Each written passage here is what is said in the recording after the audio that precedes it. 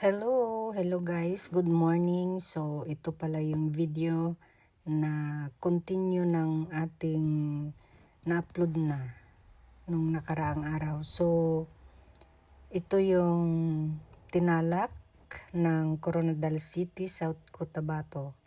So ayan, may mga naka-costume, iba't ibang costume na nagsuot ng mga iba't ibang klase. So ayan guys, so may mga ibang nagpapapictures din, marami din, at gusto rin magpa-picture ng aking mga kasama guys. So ayan,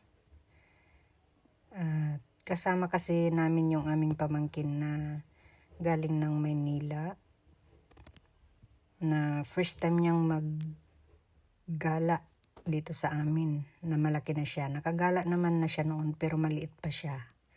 So ayan,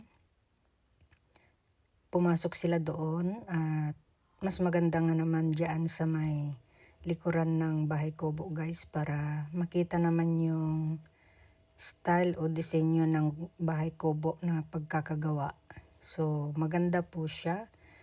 Ang gamit lang po nila sa pagbuo ng Bahay Kubo ay ang mga produkto ng mga farmer na mga prutas at saka gulay. Yan. So ayan, nakapagpa-picture na yung mga aking kasama. So enjoy na enjoy din sila. Yan. So in-enjoy lang nila yung gabing yan guys. Kaya nagpatuloy pa rin kami sa paglalakad dahil mahaba po yan guys hanggang dulo. Nilagyan nila ng mga ganyan, mga bakod-bakod na ganyan, kasi nga kung sama-samang papasok yung tao, medyo magulo. Kaya bali control yung mga taong pumapasok para magpa-picture. Ayan. Ayan pa yung isang disenyo na gawa nila sa mga prutas at gulay. 'Di ba ang ganda guys? 'di ba?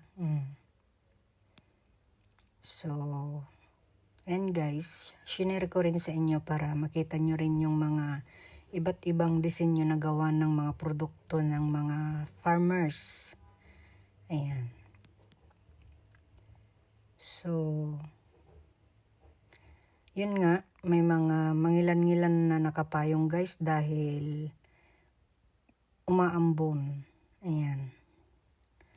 Yung time na yan is umaambon guys. Kaya, yun lang. Thanks for watching.